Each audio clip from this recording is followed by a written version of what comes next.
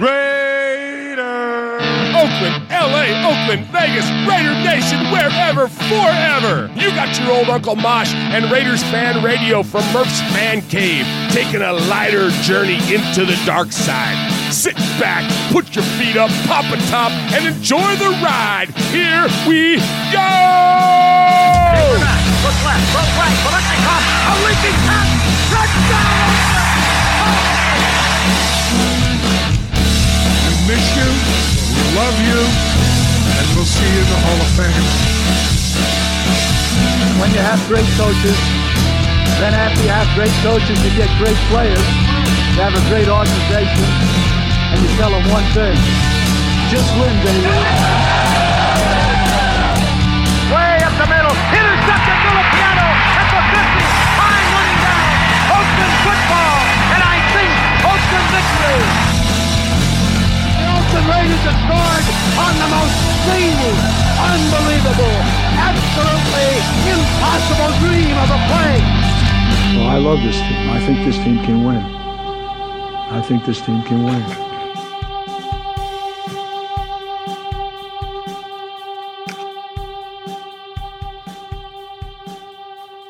What is up, Raider Nation? Your old buddy Murph back once again for what we hope to be a fantastic episode of Raiders Fan Radio. That's right. So welcome to the show, to Uncle Mosh.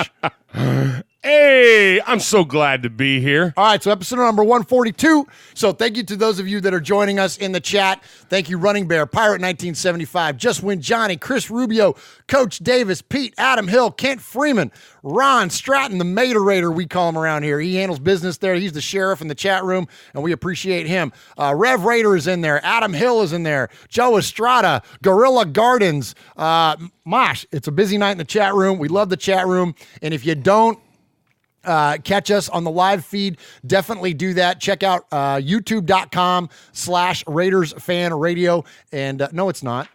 Why do I always do that? It's Why YouTube. do you do that? I don't, it's a thing. I'm all flustered now because this camera thing. It's youtube.com/Murph's Fan Cave. That's MURFS Fan Cave. And you can catch the live broadcast of every episode of Raiders Fan Radio and jump into the chat. It is a lot of fun in there. They are funny. They know more about football than we do, and it is definitely a good time.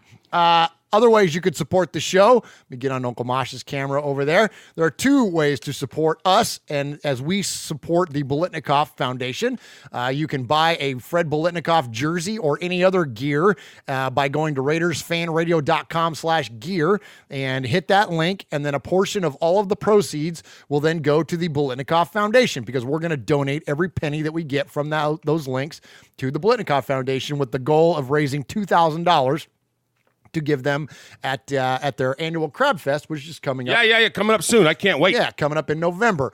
Also, you can buy one of our Get Made shirts, which we only have a few left, Mosh. We're about out of those. But keep them coming. Keep the orders coming. We still have all sizes except for large available. But you can order a Get Made t-shirt. And again, 100% of those proceeds goes to the Bolitnikov Foundation. We got, what, 10-day turnaround on that at the max? Yeah, I'm a little behind. Like, I know Lino has a t-shirt order in. Lino, the Full Metal Mexican, I need to get his out to him.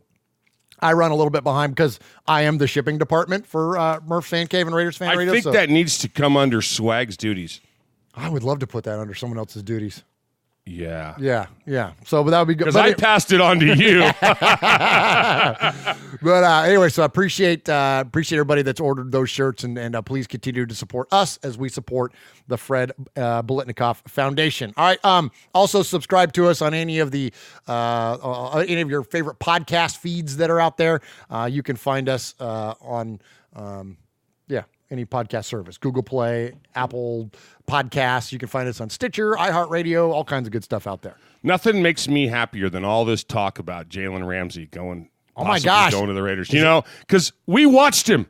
Yeah, he grew up down the street. Yeah, he went to Brentwood Academy and was breaking all kinds of records. It's a private school not far from where I teach. And he was amazing in high school. And so the idea that there was with all the craziness that's been going on in his world, and he's saying that he would like to play for the Raiders. How cool would that be? I mean, okay, so we give up a few picks, but come on. This guy is going to be amazing, and he would look so good in silver and black. Yeah, absolutely. I'm a big fan of Jalen Ramsey. I think he's got Raider written all over him, and now with. We missed out on Minka Fitzpatrick, but with the idea of maybe pulling him in, and then there's also now Jamal Adams from the Jets is one. So I think ultimately, though, if the Raiders are going to make a move for a secondary player like that, which I'm not opposed to them doing it, the whole point out in draft picks is to acquire talent, and if you can acquire a sure thing with a pick, then why not do it? They're fit positions of need. The only thing we got to worry about is Carl Joseph. Is that what are we going to do with him? Right? Should we? Hey, so let me talk about something. While you see if Swago's camera is going to work for you. Yeah. Over my shoulder here, the other hand. So we put together a collage of the shirts that have been sent to us. And it's some really cool swag that Swago didn't get. Just the booster clubs. The different booster clubs that have been sending them to us. And so we've kind of mounted them on a canvas, and it looks amazing. It's just phenomenal, and I think it's going to be really cool. I think as we start amassing a big bunch of those, that's going to look really neat in our background. Yeah, absolutely. So we've been fortunate to have so many cool people send us stuff. And there you see the Atlanta Booster Club. That came from Kevin. Right. Raider Homer sent us to Central Texas. Silver and Black UK sent us to London. Defenders of the Silver and Black came from Q-Dog. Let's see. We got Salt City Silver and Black. That came from Jay. And then, of course, our buddy Jimmy Zebach sent us the Great Lakes Booster Club. So, yeah, pretty cool back there. And it's going to say Swag Jeff on there, but it's me. I'm kind of dark. I don't know.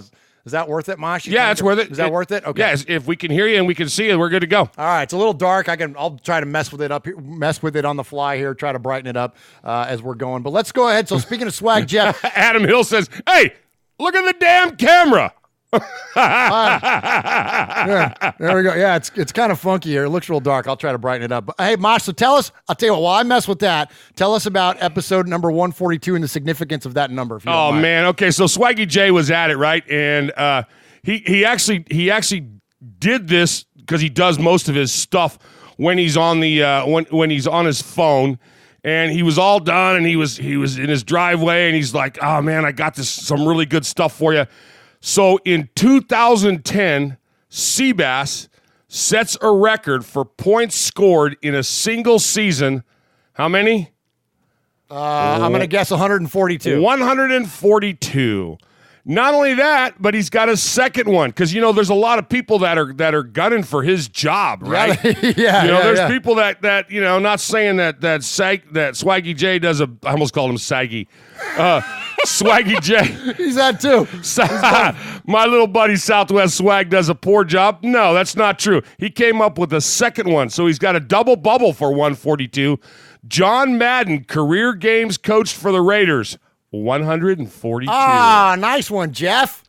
That's a good one. All right. Adam Hill says, okay, you're good, Murph. If Adam Hill's not cussing you, we're on. All right, good deal. All right, so I appreciate that, guys. It might be a little choppier than what you're used to, but anyways, it's better than nothing there. So okay, and I took off where it says Swag Jeff on the bottom. Okay, good. Thank you, Mosh, for handling that for 142, and thank you, Jeff. You did a great job on Coach Madden and also Seabass. All right, so here at Raiders Fan Radio, we like to give out respect, Mosh. That's right. We don't do props, we don't do shout-outs. There's nothing wrong with those things, but we do respect. We do respect. Yeah. We do respect. So three guys we want to give respect to tonight.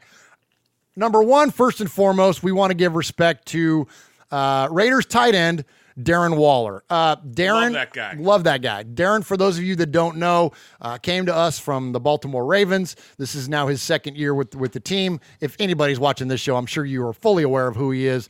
But he's had this road to recovery, this fight back from substance abuse, and it's to be celebrated. We're all about a redemption story here on Raiders Fan Radio, man. Absolutely. And considering the cesspool of media and coverage that has happened with our team the past couple weeks with that guy that shall no longer be named. Yeah, we're not even going to talk He's about joined with 84 has joined 89, 52, and Wilson's partner. Yep. In terms of we will not refer to them anymore on this show. But anyways, so with all that bad coverage, we wanted to highlight some good stuff here. Absolutely. And that's what we're going to do with Darren Waller and the rest of our respect tonight. So let's start off with Darren, and let's hear from him. You know, Mosh, when you hear that one of your players is featured on TMZ Sports, Oh, it's not going to be that's good. usually not a good sign. It usually involves a cell phone. If your name is Pac-Man, it's a neck brace and a bar. But yeah. Right. So in this case, though, this was a good thing. And let's hear from Darren on TMZ Sports. They spotlighted you a lot on Hard Knocks. What was that experience like for you? It was definitely different because, you know, with me, it was like if there's any kind of news around my name in prior dates that it was, you know, around like me like violating the drug program again or just like, you know, news like that. So just as far as a more positive thing, it was definitely new territory for me, but I embraced it and felt like that would have been a cool chance for me to kind of talk about what I've been through and just keep it real and let people know that I'm a human being at the end of the day. I feel like you got a lot of fans, not just in Oakland, but all around the country. Do you feel that the support is there for you? Yeah, I definitely feel it. As far as, I mean, just like on my Instagram, it's just like a lot of people reaching out, like relating to my story, and that's the kind of stuff that, you know, makes me feel like I'm living with a purpose now. And it's like, you know, when I go out there, I kind of try to do it for them. You know, I want to enjoy it for myself, number one, but it's also like representing for them, like, hey, like there's life past that, and there's life beyond what you could ever really imagine. Because I never really imagined myself being in this exact position. So it's like, you know, it's bigger than me. It's bigger than what I'm feeling. It's bigger than what I may be going through. And I always try to keep that on my mind. It just keeps me from being like self-centered like I was before. It gets me out there and wanting to help people. And that's what really life's all about. That's what really gives you the most rewarding feeling possible. So I just try to tap into that whenever possible, whether it's going to a meeting, whether it's just having a conversation with someone or standing in front of people and speaking to people, sharing my story, like whatever it looks like, whatever that service looks like. I'm willing to do it because I know that's what fills me up, and I got to do what, you know, makes me feel good inside. Was there ever a point where you didn't think your football career would be where it is right now? Yeah. I mean, I felt like when I was in the practice squad last year, like even after I got reinstated, you know, I kind of thought like I would get an opportunity, and then it was like, no, I was in the practice squad, and then that was for 10 or 11 weeks, and toward the end of that, I was like, man, I don't know, like I may not play in the game again, but it's like at least I gave it a shot, and I was kind of feeling down about it, but then that was like a few days after that, the Raiders had picked me up, and it was just like, if I hadn't been preparing myself like with a positive attitude up until that point, like of course there's going to be days where it's like your attitude's not going to be perfect, but I mean that just preparing that way helped me to when I got to Oakland, I didn't have to like flip a switch on, like that switch was already on, and I just came in there and just did what I had to do. Ever since I came in, they were just like, hey, we're just going to give you a shot, see what you can do, and it's just like, you know, after all I've been through, it's like, a shot is like, you know, I don't even really deserve another shot. It's just like if somebody's willing to give it to me, that's like I'm going to attack it with everything that I got. And that's really what I did. Just give them a chance to really see me for who I really am and just as a human being. And it was just an instant click, like from my position coach to the offensive staff to just people on the team in general, the leaders on the team, and, you know, just took off from day one. What do you think there, Mosh? How about the humility there, right? He's just great. Excuse me. He's well spoken. I've said it before. I'll say it again. Man, dude owns his issues, man. Yeah. And there's no quicker way to recovery than to own your issues. Absolutely. And to be as public as he is, man, I got all the respect in the world for this guy. Absolutely. To put that kind of, you know, to be that vulnerable, to go out there and to just own that stuff. And I think it's important. And the reason that I wanted to share it too is that, you know, there's a big listening audience for us out there, thankfully, that you all are willing to pay attention to us. Yeah. And, you know, that maybe his words help you with whatever your situation is, whatever. There's all kinds of different things to recover from. That's not just substance. There's all kinds of things out there. And if someone like Darren Waller and his story can inspire someone else, if we can be even a small amplification of that, then we definitely want to do that. So props to him. Major respect to him. Thank you so much, Waller, for being that open with everything. All right, so again, on the same thread of all the negative media coverage that was out there about that one guy, I would like to highlight another one of the Raiders that's done some amazing things. And you know, there's a right way, Mosh, to do things, and there's a wrong way. Well, you know, we hit two things this week. We hit the mainstream media with TMZ, and we hit social media.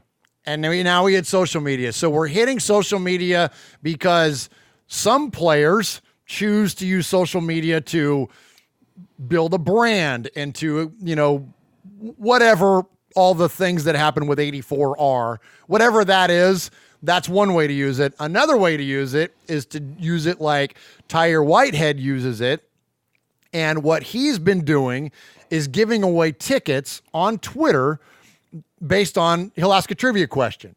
And so he asked this week, how many passing yards does Derek Carr need to become the Raiders' all-time passing leader? Right.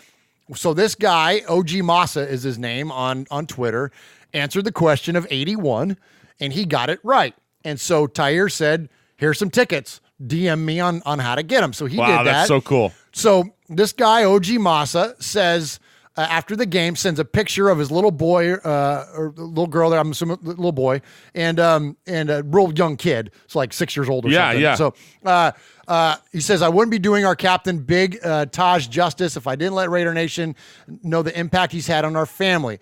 This is the last game Oakland will host KC. Thank you for this memory and a story to be shared for generations. Thankful. And he shows a picture of his son sitting there in the seats that he provided. Yes. Oh, that's so cool. And then he answered back, congrats, boss, you won. Enjoy the game Sunday. He said, and he says, happy you were able to make it out and enjoy yourself with the little one. Nothing better than creating memories with family. God bless you and your family, boss. Like, how cool is that, man? Like, that's what you use social media for if you're a friggin' professional athlete. Like, that's amazing. That's so cool. And you know what that does, too? You want to talk about building a brand, and I know, like, that's how you do it. That's how you build a brand. That's how you build a brand. So major props to Tyre Whitehead. Very easy to root for, and he's been a heck of a player so far too since he's been with the Raiders. So that's been so awesome. we've got mainstream media with television. Yes. We've got social media. Yes. And can I throw you this one? Recorded media. Nice one, Mosh. Thank you very much. Thank you.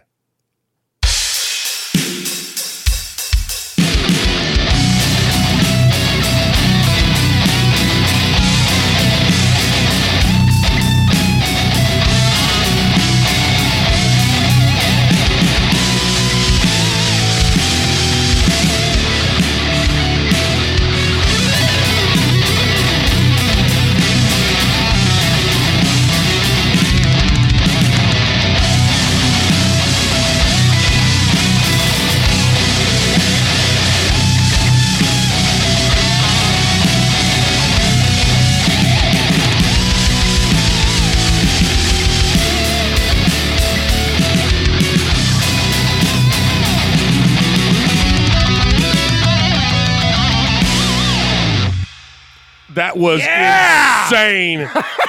So awesome. Isn't that great? Man. Okay, so for that was sent to us by Michael Phillips. Michael is a resident of Central California, big Raider fan.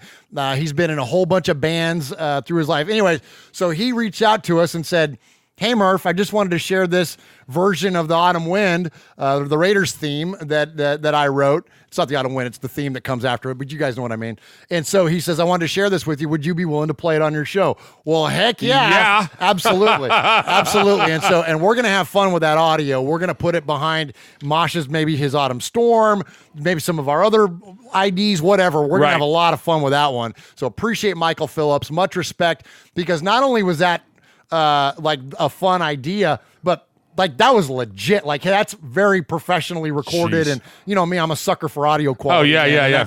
That's so good. So thank you to Michael Phillips for doing that.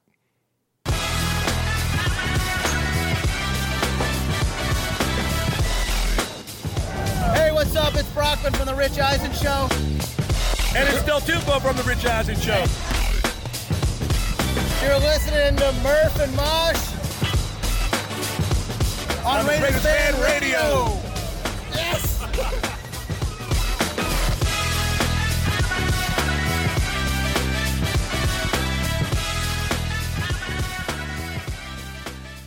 Murph, I got to know, man. Yes, sir. I got to know. Yes, sir. How much are you up? I'm up a little bit. Nice. I'm up a little bit. Nice. I've done well, man, and I've done well because at the end of a hard week, Mosh, it's great to sit down, take some time off, and watch some football.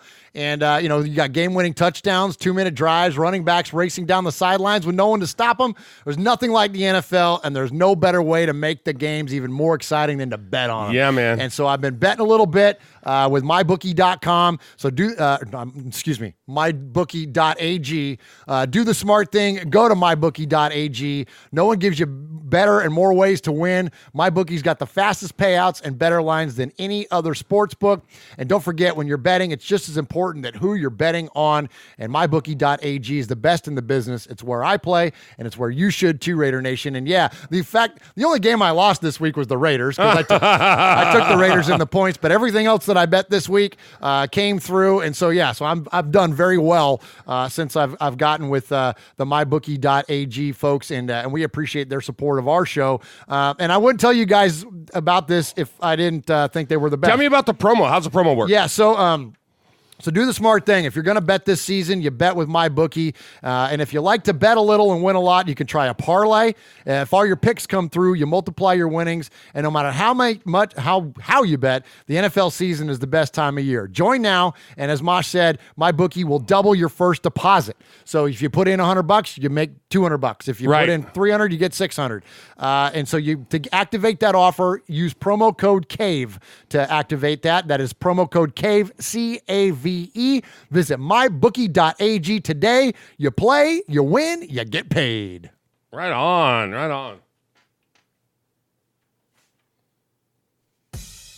All right, boys and girls, pay attention. You got your old Uncle Mosh here with an update. That's right. I got some stuff for you. Take out a piece of paper, a pencil, a pen. Heck, use your pocket knife and carve the info into your dashboard as you're driving down the highway. First off, you need to like us on our fan page on Facebook. That's right. Go to Facebook at Raiders Fan Radio Podcast. Don't forget about the Twitter. You know your old Uncle Mosh, he twits now. That's right. Go to at Raiders Fan Radio. Also, don't forget the Instagram at Raiders Fan Radio. Or what about our website? That's right, RaidersFanRadio.com. Heck, if you want to, you can even email us, show at RaidersFanRadio.com, or call us on the Raiders Fan Radio hotline, 909-345-3346. That's 909-345-3346. Don't forget Merv's Fan Cave on the YouTube, where you can get all the show links like the Fan Club Blitz with Splatterhead and Fitz. Find all our stuff on podcast providers like Stitcher, iTunes, and Google Play. All right, did I hit the time limit? Good. All right, Uncle Mosh, let's talk a little bit about the game. We played the Kansas City Chiefs this past week, and a little rough in the second quarter. I got something to say about that. Okay, say something about that. I hate the Chiefs. Yeah, you do. Sheesh. Man, that was rough. If I'd have told you, Mosh, and Raider Nation, those of you in the chat room, Lauren, Aaron the Q-Dog, Coach Davis, Running Bear, Ron, Kent, who else is in Pirate there? 1975. Jose, yeah, lots of folks in there. Mojo Raiders in there. If I'd have told you, Mosh, yeah, I'm listening. The Raiders are going to get spotted 10 points at the end of the first quarter, and we're going 10-0. 10-0 at the end of the first. They're going to hold the Chiefs scoreless first time in 22 games. Yes, in the first quarter. Right, and we're going to continue to hold them scoreless for 3 quarters. Would you have bet the Raiders? I'd bet the farm. I'd bet the farm. What happened? Second quarter, man. 7 minutes of the second quarter. Kicked our ass. So here's the thing. Okay, tell me. It used to be, last couple of years from about 2017 on, it used to be 3 quarters we did bad. You know what I mean? Yeah. It used to be we'd have 1 good quarter, and then we'd stink it up. But, hey, so we're getting better. Okay, I'm really stretching on that one. There's some truth to what you're saying. No, really, seriously, though, they came out, the way I look at it, they came out, all the people, let me rephrase my thoughts. Okay. All the people in the world could complain and whine and snivel and say, all that talk, it was all hype. I don't like Kermit the Frog. No. I didn't like him when he was a Muppet. And I don't like him when he's a quarterback. You've always been a Miss Piggy guy. I've always been a Miss Piggy fan. My point is, we can't deny that the kid has got a freaking rifle for an arm. Oh. He picked apart our secondary in that second quarter, okay? Destroyed us, threw touchdowns at will, okay? My coach, Coach Gruden, made adjustments at halftime. And nobody's talking about that. Nobody's talking about the adjustments that were made for the second half. We got our butts kicked in the second quarter. Yeah. But in the third and the fourth quarter, we held them scoreless. There was adjustments. Now, there is a case. Some people say, well, Andy Reid started pumping the brakes. Him and John Gruden are good buddies. He didn't want to rub it in. I'm going to tell you something right now. Okay. There is not a case for that to be made. Okay. Professional coaches whose jobs are on the line, whose money comes from wins, do not risk pumping the brakes. Sorry. We did that. We did that when we were coaching 7-year-olds. Yeah. You know what I mean? Yeah. When we were in a league that didn't have a 15-run rule, we wouldn't do that. That's different. But I promise you, they're not doing it. They don't. Do you think Nick Saban has ever No, pumped the Bill brakes? Belichick Do you think doesn't. I Bill mean, no. Belichick, Right, they don't right. do it at the collegiate level, and they're surely. I know they don't do it at the high school level. We have a mercy rule. Right, right. But they're not. No, I don't care if they're buddies or not. I don't care. He didn't pump the brakes. Well, I'm glad you said that because I don't think so either. I think that Coach Davis says there's no such thing as buddies on the field, and I agree. There you go. I totally agree too, and I think that sentiment is a little bit misguided. I think you're right, Mosh. I think Gruden and Paul Guenther made adjustments to it. And here's the thing, when you're playing Patrick Mahomes, just like if you're playing.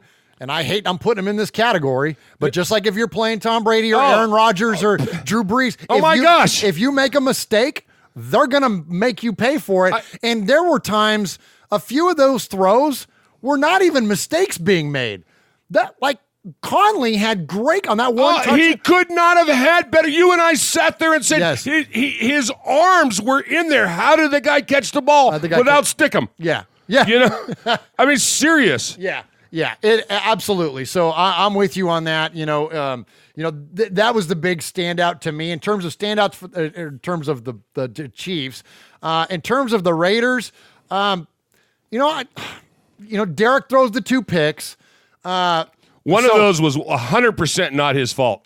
I will. Well, he had this unprecedented offensive pass interference call that led to the interception, and it was not only a ridiculous call, but it was just, how do you keep, it's a timing route. Like, the ball's going to be there. Now, I will say this. I was a little disappointed on the pick in the end zone. I think we all were. Yep. And we said, early on, going into this season, look, if Derek ends up throwing a whole bunch of picks in the end zone, we're going to be the first ones to criticize him. So I'm not willing to back off of that. I think that was ill-advised. I think that at times he trusts his receivers too much. You know what I mean? He got so comfortable with Crabtree and running that fade and doing all that stuff. I think at a certain point, you've got to, I don't know. He saw the guy. Here's what happened. He saw the guy, and you'll hear from Coach Gruden here in a minute telling you this. He recognized that the safety was going to blitz. He looks out to Williams and he taps his helmet, gives him the signal like, I'm coming to you. Right. And then, but clearly they weren't on the same page for what the route was. Right. Because watching the game, even you said, it looks like he gave up. Well, I don't think Williams gave up on it, but I don't think they were thinking the same thing. No. He was thinking back shoulder Sure. or something else was going on. Or he was just supposed to draw that guy into the corner because the play was going somewhere else. He didn't know the right. That's how I saw it. Okay. Because again, he's not going to give up. You don't make the team by being a giver-upper. No, it's not him. No, that's not a Williams character there. So, all right. So anyways, those are just kind of a handful of our takeaways. Let us know what your big takeaways were in the game. Let's get on to some of the players on the field. So this is really cool. So you're going to hear from a handful of guys here. We've got DeAndre Washington, Mad Max Crosby, Max. Who else? A couple guys here talking about this is the best line. We don't like them, and they don't like us. Let's go, fellas. Let's go, fellas. Let's go today, man. Do it for each other. Play for the man to your left and to your right. We don't do what you do. Hey. Good luck, man. Woo. All right, let's fly around, man. Yes, sir. Let's do it. Easy today, man. Rivalry week. Ain't much need to be said. They don't like us. We don't like them. Pose the wheel off to the early, man. I love that. Well, they don't like us. We don't like them. Pose our will often and early. That was good stuff there. That was DeAndre Washington. Appreciate him. All right. Also on the field, Mosh, Ty Williams, despite the one bad play by him and Carr collectively, besides that, he had a pretty decent game, especially early on, catches a touchdown, and he was mic'd up for week 2. And you know how much I love these mic'd ups. Oh, they're the best. These are the best. And just listen to, guys and girls, listen to the intensity of the contact. I mean, I know they got microphones on their chest and people are punching the mics, but it's still, man, it's just so cool. Do it for each other. Play for the man to your left and to your right. We don't do what to do. Win. Hey, I'm gonna take one. I love when they sing along too. First cracks me up. Yeah. Yes, sir. Yeah, DH. Let's go. Part 2. Part 2. I throw that thing up to you. You were nobody. All day.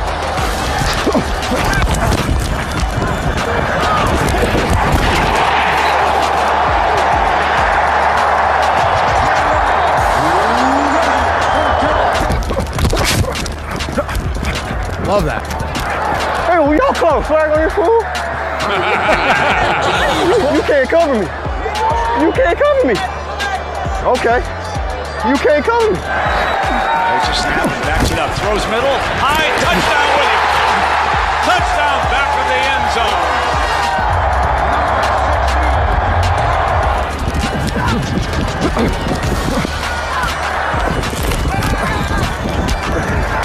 Yeah, we're good. I can't wait to play him again. Good Lord, man. Can't get frustrated though, because it's only week 2, you know what I'm saying? Can't let it get to it. One game. That's how, when I was with the Chargers my 3rd year, we lost the opening 4 games and came back and went on like a 10-game, 8-game win streak. Such a long season. I think that's very important to draw a little perspective to what this game was. You hear Williams right there. It's a long season. We're 1-1. Yep. We beat the Vikings this week. We're 2-1. You know what I'm saying? Like, this course can be corrected real quick. We expected an 8-win football team. Now they're 1-1. Like, that's how you get to 8-8. That's how you get to 8. And Mosh, and I said this on Mondays with Mikey Murph this week, and I want to repeat it because I think that it's valid. And it's a little bit of sticking up for myself. I get a lot of folks, especially on his channel, not as much here, but a lot on the Mikey Murph channel, people saying that like, oh, Murph, you're Raider drunk and you're blind and you're an apologist and you're a bootlicker and you're all these things that, frankly, I take as flattering because, yeah, I'm a Raider fan. What do you want me to do? I root for the team. But I didn't have an expectation we were going to beat the Chiefs. So for those of you that are freaking out there because we didn't, who's the bootlicker? Like, who's got unrealistic expectations now? Like, you know what I mean? Like, if you're out there freaking out going, I can't believe we did this, we did that. Like, what did you think was going to happen? Look. This is one of the best teams in football. Like, come on now. We hate the Chiefs. We're unapologetic about that. But we can't deny. Exactly. We can't deny that they're good. All those years that Pittsburgh did what Pittsburgh does in the 70s, we hated them. I used to turn my back when that stupid Coke commercial would come on with Mean Joe Green. I drank Pepsi because of that. I'm serious. But there's no denying them. We don't want to talk about the 90s. Oh, we don't want to talk. I'm not going to even say their names. No. I don't want to. I'm talking about donuts in the chat. I don't want to go to alfalfa sprouts. But there was no denying who that team across the bay. Yeah, the late 80s. There was no denying that. There was no denying that quarterback and that wide receiver they had, Yeah. Come on. It's look, so I think that it's important that look, I said also in this last offseason, I thank the Raiders for relieving me of the burden of expectation that I didn't think they were going to do anything anymore after a 4-12 year. It was like no one expected that. So that's all. So this is far from like the end of the world here. Like, we got a long season to go. You just heard it from Ty Williams. The Raiders are going to continue to compete. We competed very well against this team for a majority of the game, except for that 1 7-minute window. And that 1 7-minute window cost us the football game. I'm not going to. I love what, and I didn't mean to interrupt you, but I love what Just Win Johnny says. It's going to be even sweeter later on in this in the course of how things run when we beat them the second time we play them. Absolutely. Yeah. Absolutely. You know what I mean? And so I look, here's the thing too, guys, and keep this in perspective. All right. So we're probably not a favorite to win this division.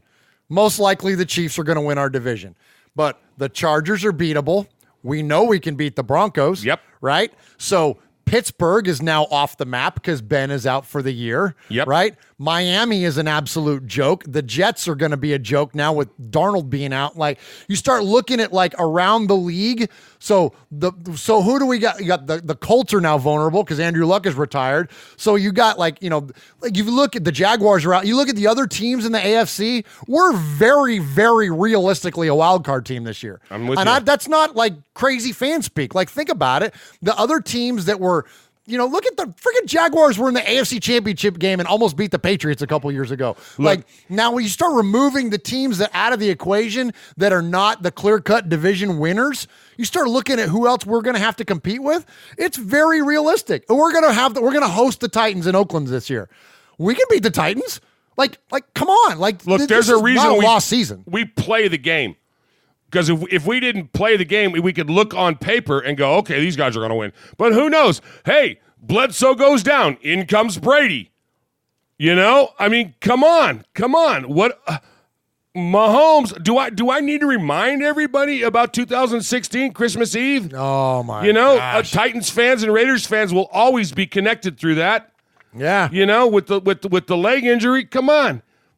People are gunning for Mahomes. Yeah, absolutely. Absolutely. And everybody they play should have frog legs on the menu. Nicely done, Mosh. Sorry. All right. So speaking of, how's this for a segue? Speaking of quarterbacks, Derek Carr, man. Now I'm going to apologize for him for a minute. This week he breaks Ken Snake Stabler. Kenny Snake Stabler's all-time yardage record, Mosh. One of definitely the cool parts of the game. Twice. I was just going to say that. In the most Raider fashion possible, he breaks the record, then next play has a 2-yard loss, and then has to break the record again. And so it took him 3 tries, but he broke the record, and that was awesome. So let's listen to the play. Let's see. Here we go. Let's cue up Mr. Jim Nance and Tony Romo. All Raiders in the first quarter, all Chiefs in the second. And the full gallop. That's Darren Waller, the tight end. Comes off a 7-catch performance. Gets his first catch in this one, and it goes for 16. And sneaks all the way across the field. And last week, kind of came out of nowhere and had a big game. And you watch him. All right, there it is. So Derek Carr breaks the record. I love how they celebrated that. Yeah, they totally missed it. Thanks, Jim and Tony. Man, did we get sick of Tony? Oh, my gosh. I'm sorry. There was a love fest for Romo going on, but not in our house. Not around here. No, I didn't really care for that. So I'm going to read. I'm going to stop in the middle of this segment, and I'm going to read something here. I won't give out his name there, just out of respect for that. But someone says they appreciate my enthusiasm, but we are trash this year. No, we're not. I don't know what Raider team you've been watching over the past, 10 years. If you think this is trash, then what did you think 2006 was, dude? Like, come on now. Like, we are far from trash. Like, this team is not trash. This team is going to compete every single week. We're going to win most likely half of our football games. That ain't trash. So I'm going to push back on you there. And if you want to clarify that further, have at it in the chat or 909-345-3346, and we'll love to hear from you. But this team is not trash. So that kind of, it kind of riles me up there a little bit. I'm going to back. I can see that. Yeah. Okay. So in terms of Derek Carr breaking the record, Mosh, 19,196 yards now. Derek Carr has to become the all-time passer for the Raiders, passing the legendary Ken Stabler at 19,078, and then in third place is Rich Gannon with 17,585. Now, Derek's got a long way to go though to catch up in touchdowns. Derek has 124 touchdowns, and Kenny's got 150. But so I'm going to ask you this, Mosh. Is there a possibility Carr, he's already got how many on the season? He's got what, 4, right? 4. So is there a possibility that he breaks Kenny's touchdown record this year also? He threw 19 last year. I don't see what's holding him back. We've got the receivers where we didn't have them before. So you got 4 going into 2 games.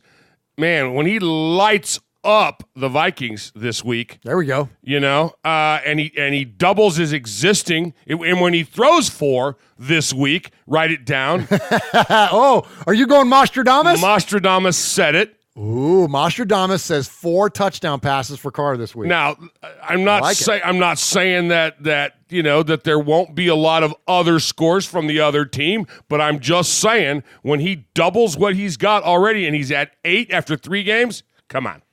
Yeah. Come on. Yeah, I like it.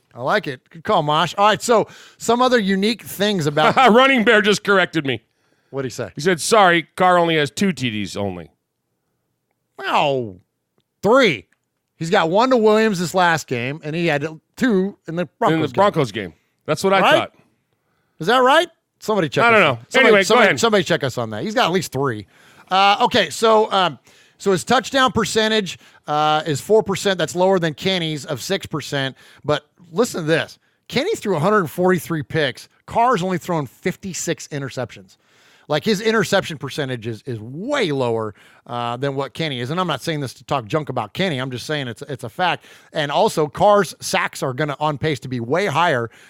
He gets sacked he's got 145 sacks on his career, where Kenny got sacked 189. Now, there's that offensive line of the Raiders of the 70s was absolutely legendary. And, it's very highly noted that there were many times where Stabler would drop back and just kind of stand there flat-footed and look around because there was no pressure because of Shell and Upshaw and Beeler and Dalby. And you know what I mean? Those guys were just, amazing, literally Hall of Famers. So congratulations to Derek. You heard the play. Now, if there's any remnants of you that think that Derek Carr is not and what isn't regarded as one of the great quarterbacks of the Raiders, well, I don't know. Let's just ask all the Raider great quarterbacks what they think of Derek Carr. Derek, congratulations on breaking the record. You've had a marvelous career so far. You're not over or done yet. Keep it going. Go Raiders. Flores. Hey, congratulations, Derek, for being the franchise-leading passer in history. Today was a great day. You passed everybody's old records. Good luck, buddy. Hey, LaMonica. Congratulations on becoming the all-time leading passer in Oakland Raider franchise history. Gannon. What an amazing accomplishment. I'm proud of all your hard work, but most importantly for your leadership, for your toughness, and for your professionalism. What a great Raider.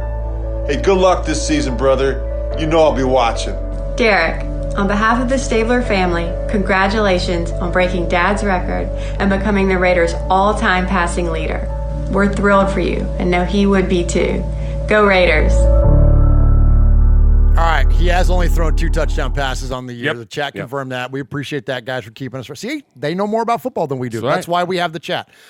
So there you heard from all the surviving Raider great quarterbacks: Flores, Plunkett, LaMonica, Gannon, and 2-time veteran of Raiders Fan Radio, Alexa Stabler, talking about her dad, talking about Kenny. She's 1 away from being a made woman. I know, right? How cool is that? Yeah. And she's been on live. Like, we interviewed her live in person at the Senior Bowl this year.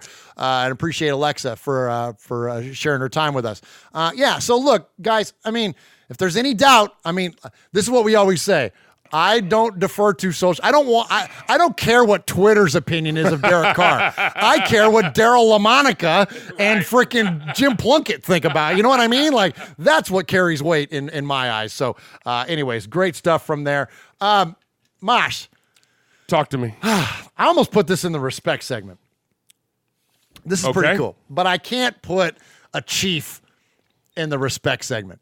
That would just be a little too. As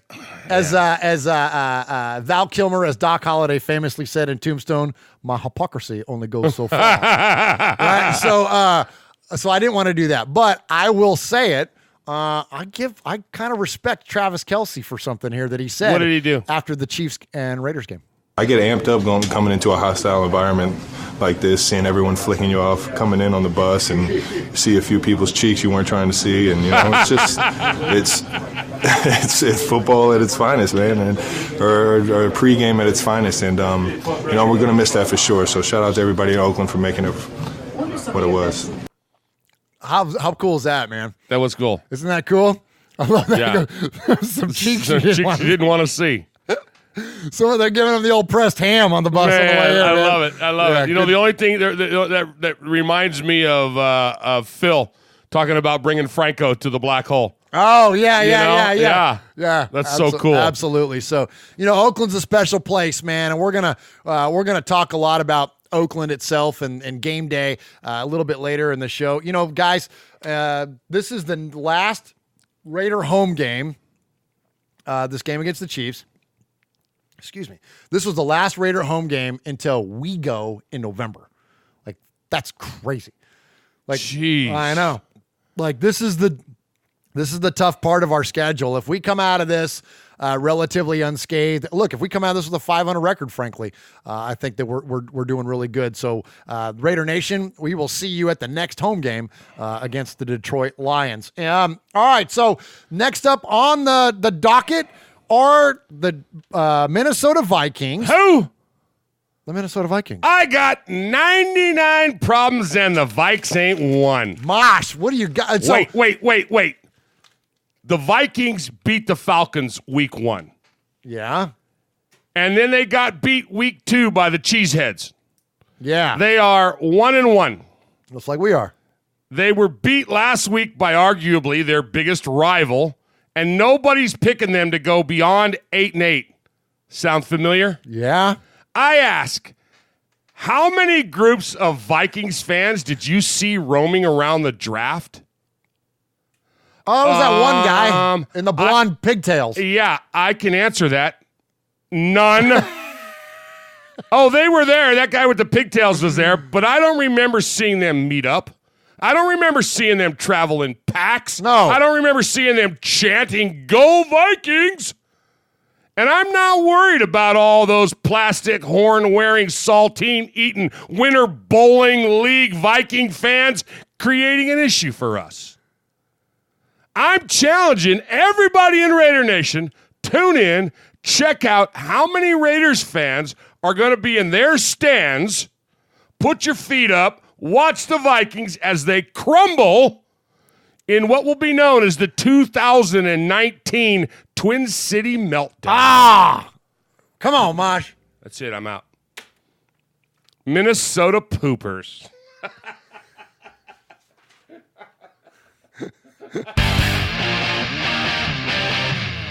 This is Kevin, the Raider Nerd, live at the Oakland Raiders tailgate. Raiders! We got Gorilla. Say hi to Uncle Mosh and Murph. I love you guys. Much love from the black hole, baby. Just win.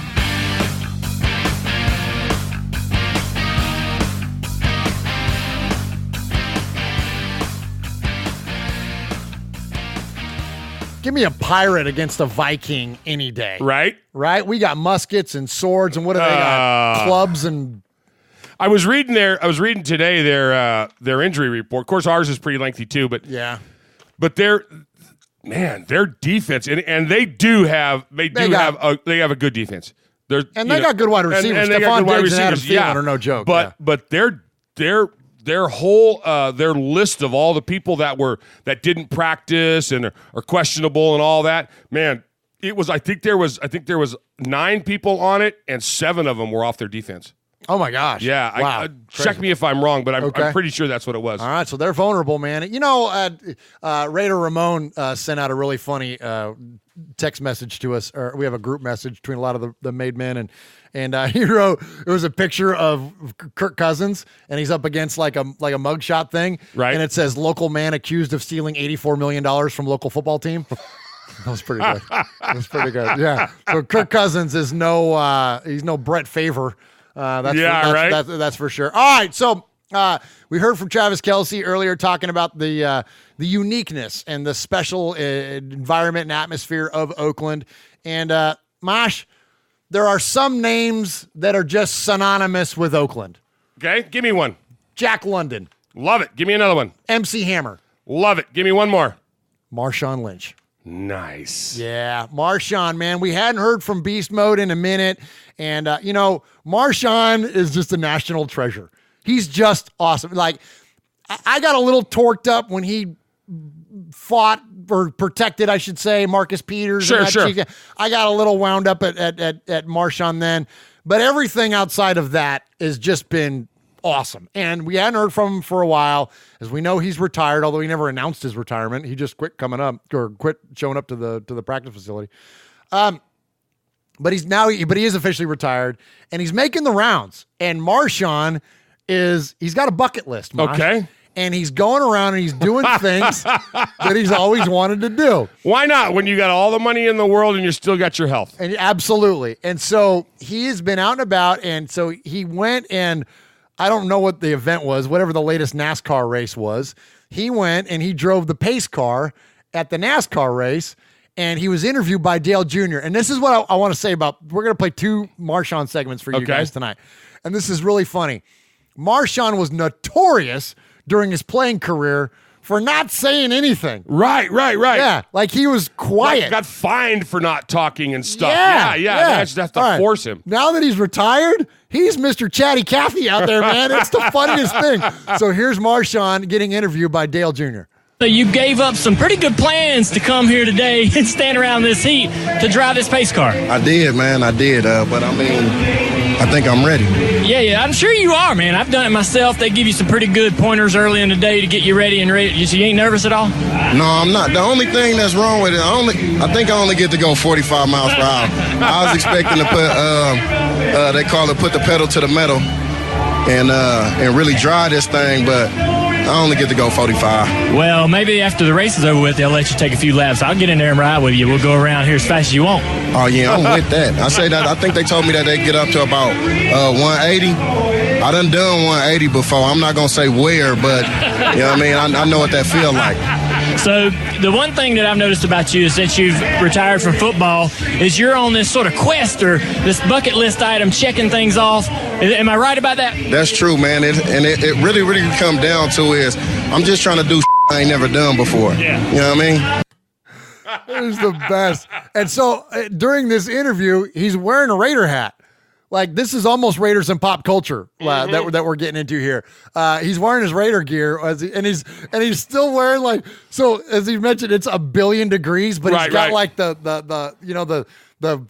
what did you call it? Like the hood, the tight hood that comes up over your chin. Yeah. Like you would wear in like cold weather playing a football game. And I don't know if that's part of like his fire suit because he's getting ready to drive the pace car or what, but anyways.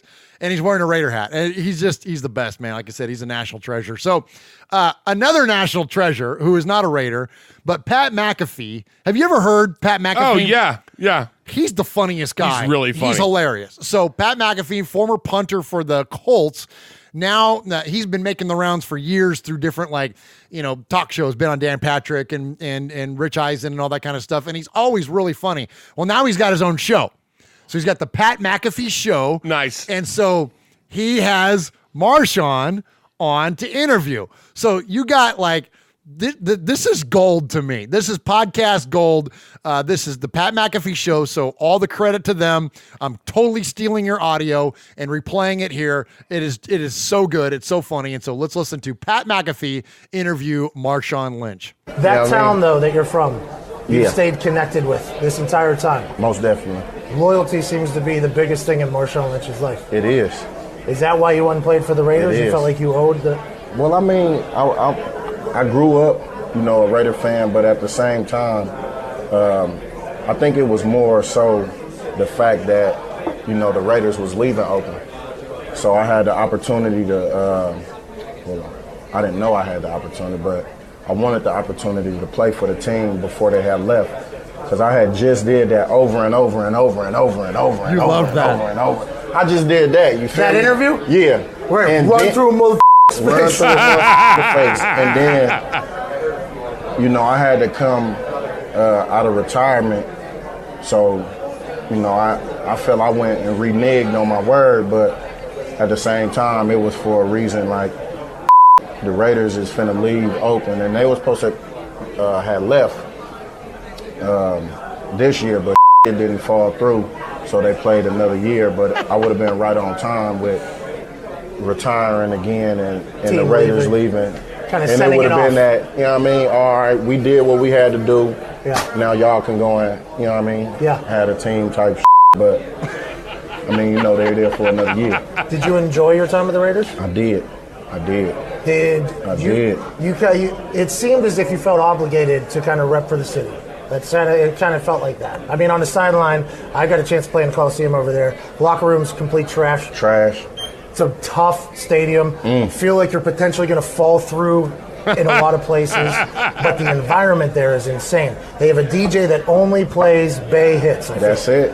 What's his name? That's it. Do you remember? Damn, and I just went up there and got down with him. I don't. That's on I me. can't remember the name. I set you up for failure. No, you ain't set me up for failure. I get hit in the head. We gonna put it like that. I forgot. But the environment there is insane. They say it ain't nothing like the town. And I mean, the Raider, going to a Raider game, you gonna experience that. I'm talking about from on the way to the game, entering to the stadium. I mean, they're in the stadium, all the way to leaving out that motherfucker.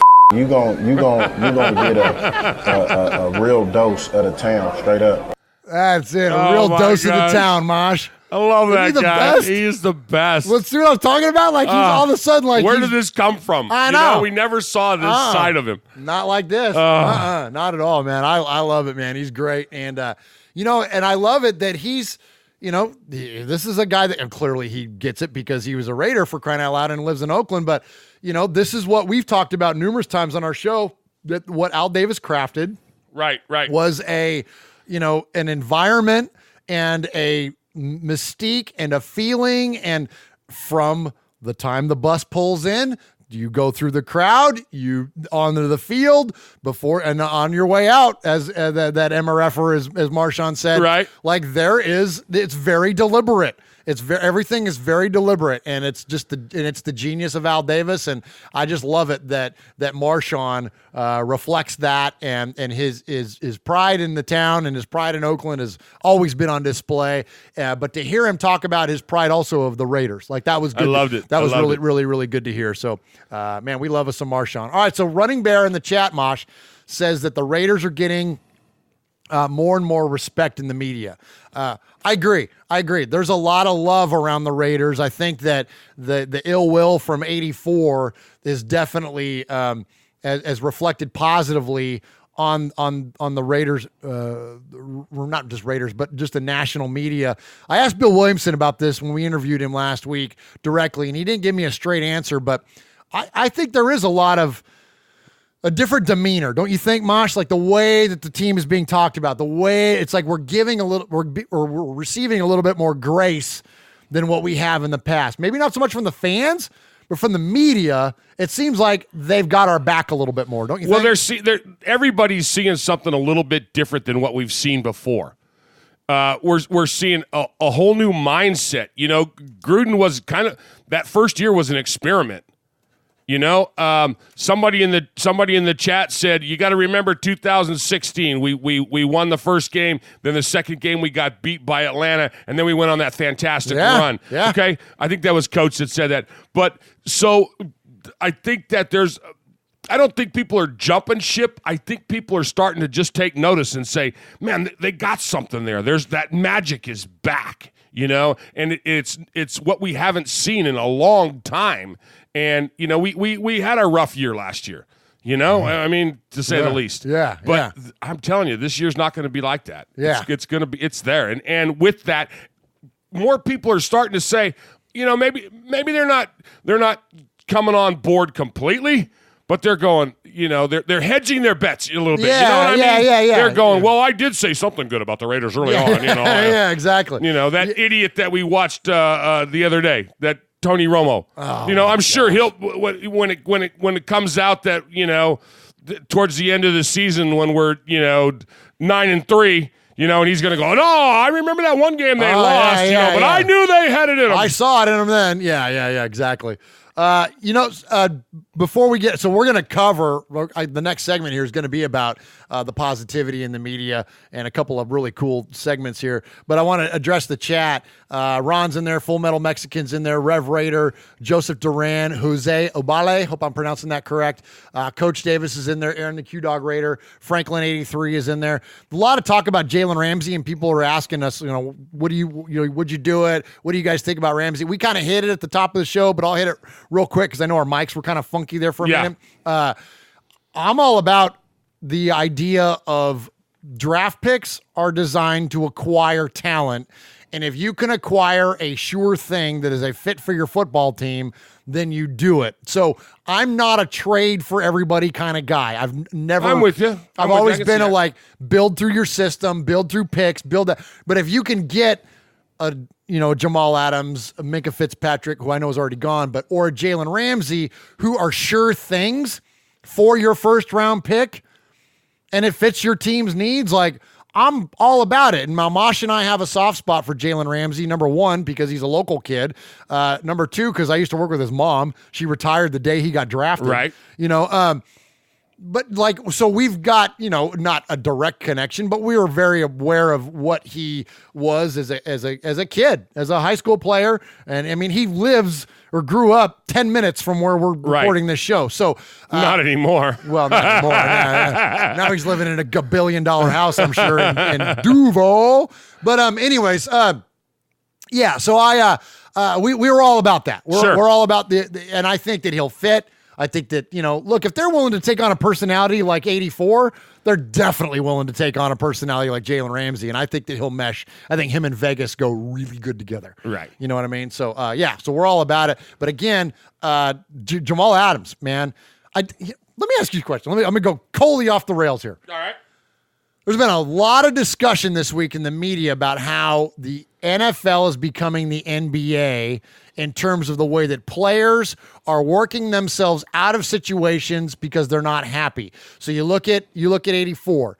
You look at what Fitzpatrick did in Miami. Now you look at what Jalen Ramsey's doing. You look at what Odell Beckham did in New York, where the player is unhappy, so he creates, we'll call it a disruption for lack of a better term, but it creates an uncomfortable situation where it essentially forces the team to move on from him.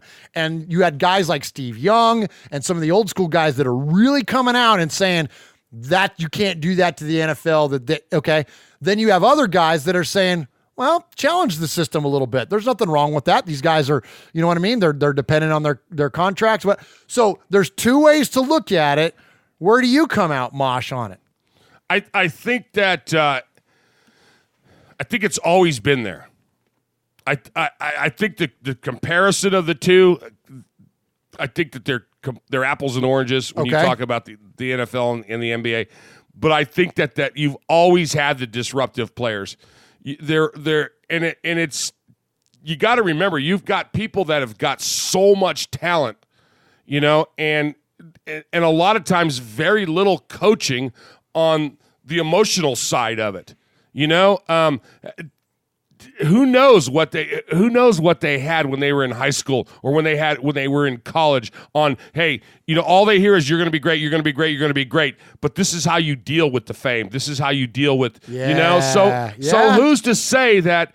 I mean, I can go back and think of players that were always a pain in the butt. We had a lot of well, look at T.O. Look what he did. He's like the standard of freaking disruptive players that try to get themselves out of situations. But even before I'm with you. that, that's not new. Who was the king of you're not bigger than the Raiders? Hello, Al. Al, yeah. How many people did he look get at Marcus rid of? Allen. Marcus Allen. There you go. Coach Gruden, sorry. That's true. So it's always been part of what we do. It's always been part of our game. It's always going to be part of our game. But I don't know. Yeah, I think the exposure is what's changed. I think that's ultimately what it is that, we don't know what things were like in the 70s behind the closed doors of the facilities and whatnot, and the reporting was so much different. And so I think that it's just different in those terms. Although, but there are a lot of disgruntled players out there. But ultimately, look, they can be disruptive as they want, but ultimately the team decides what they do. And if the team decides that they can get a fair enough compensation for that player and that they can, escalate the value that they've got invested, well, then, that's what they're going to do. So I don't think anybody's going to, go backwards. You know what I mean? I don't think any of these teams are doing that. So anyways, all right, off topic there. Thank you, Mosh, for your input on there. And I'm curious to hear what you guys have to say in the chat room. All right, so speaking of money. Yeah, speaking of money, the epicenter for economics in our country is Wall Street. And I mentioned about how the Raiders are getting a lot of love in the media. And we're going to go to Good Morning Football, which we do frequently because those guys are just so funny. There's a new segment on Good Morning Football they've been doing now for a minute, and they call it Wall Streeters. And this is Peter Schrager and Kyle Brandt, and they're doing their impression of, we'll call them under the influence, amped up, if you know what I'm trying to say. Boiler room type guys, Wall Street type guys, okay? Right. And so they've done this now a couple times that I'm aware of, and neither one of them previously have been Raider related. Well, now they finally did one that's Raider related, and so wanted to play it, and it's so funny. So these guys are literally on the streets of New York, okay? Like marching. So picture this, marching around in the streets, like untucking their shirts, undoing their ties, taking their jackets off, like they're wearing sunglasses, like they look like completely out of control Wall Street. Is it on the YouTube? Yeah, you could Google it. You can find it on YouTube. Okay. Yeah. So look for Wall Streeters on Good Morning Football. So this is Peter Schrager and Kyle Brandt, and it's hilarious. Hey, welcome back. Welcome back, guys. This is a segment we call Wall Streeters, where we look at the stocks, the bonds, or the IPOs of the NFL and tell you if we're buying or we're selling. I told the assistant, I said, no more. Never mind the assistant. Okay, get out of here. Who's their assistant? Going out to the Bay. We're going out to Silicon Valley. We're going out to Tech World. I'm getting hot. The Oakland Raiders. I'm hot, New York. They play on a baseball field, and they look like they went all 9 innings and won the game last week. I love the Raiders. Am I buying or selling without Antonio Brown? I'm buying. I am all in on this Raiders team. Do you know what it's like when you get rid of something in your company that just wasn't working, but everyone else thinks it's the greatest thing since sliced bread? All the time. Sometimes you got to get rid of it. You focus in. You say, you know what we have here in this office? Joe in the cubicle. You know what? Maybe he does go to the same soup and salad place for lunch every day, but you know what? He does a pretty darn good job. That's what the Raiders had in office already. They need to bring in all the bells and whistles. I like this Raiders team. I like the quarterback, and I really like the coach. They say, knock on wood if you're with me. That whole thing, knock 3 times if you're with me. Wood. Yeah, I've been knocking a lot. I'm in on this. I tell you what, I love the Raiders. I love Raiders. Oakland Raiders, LA Raiders, Vegas Raiders, Refrigerators. I like watching Room Raiders. You take the black light to this company, you see a big old ship right on their shoulder. You see a stack of chips. They got a taller stack than Mindy Kaling in my weekly celebrity game. I can get you in, by the way. Big blind's 8,000. But don't be blind to the Raiders. Get in now. They got everything that everybody with new money wants. They got an expensive white car. Nate Burleson told me that joke. Nate's got 50 jokes. Nate's got 50 jobs. Make 50 paychecks. One of these weeks he'll actually earn them. But the Raiders will earn for you. Don't wait. Don't you pass on this now. And if you do, don't be calling me next week after their corporate conference with Kansas City. I'm busy next week. I got a squash tournament. I'm going wheatgrass tasty with my girlfriend's girlfriend, and I have court-appointed custody of the dog. Buy the Raiders. Get out of here. Get out of here. I'm going to Luger's. Go to Luger's. They don't even take credit cards. That's how cool we are. Oh, my God. That's the best. That's so funny. Okay, so the first episode of it, you guys got to find it. It's not Raiders related, but Kyle tweeted it out there. Kyle Brandt, the second guy you heard in there, he goes, this is the one time that I've legitimately almost passed out on television. Because he's like, I'm telling you, it's the funniest dang segment. So anyways, appreciate Good Morning Football giving the Raiders some love there on their Wall Streeters segment. All right, someone who's never been short on giving the Raiders love is the Princess of Darkness, they call her. Come on. Amy Trask. And so Amy Trask on CBS this week when doing their predictions, their picks for the games. She's ride or die, Mosh. Yes, she is. All right, men, I have an announcement. Assuming that the stadium in Las Vegas is completed on time and that it's not delayed, this will be the Raiders' last season in Oakland. And as a tribute to those magnificent Raider fans in Oakland, I am ride or die with you at every home game this year. I don't care who the opponent is, ride or die. When the Raiders are at home this year, I'm picking the Raiders. Wow. Ride or die. Yeah. And she got that girl. Ride or die. Ride or die. I love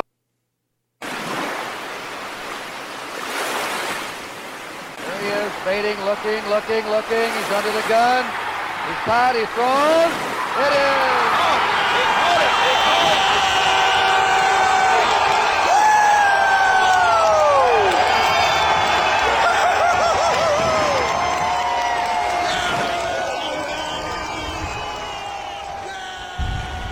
All right, Uncle Mosh, there are two great ways to get in touch with the show. That is to email us, show@RaidersFanRadio.com, or you can call us, 909-345-3346. If you do the phone call and get your message played 3 times, we refer to you as a made man or a made woman here on the show. Or if you email us an undisclosed abundance of times, we will name you a made person in that fashion. And Mosh, we got 3 emails tonight. You want to share those with us? Sure. Uncle Murph. Does that what they said? No, it says Murph. Uncle Mosh. Swag. I was bothered because you got top billing. Murph. Uncle Mosh. Swag Jeff and Raider Nation. Great game Monday, with the exception of the season ender for Abram. It was a great night. The fact that he played most of the game with that injury is a testament to that young man's toughness, a true Raider. Of course, it goes without saying that we're all thankful for Conley leaving on a backboard turned out to be precautionary. It was good to see that all the talking heads on the idiot tube were up to their usual rants regarding the Raiders' inability to stop the vaulted Denver Donkey defense. How were they going to handle Miller and Chubb?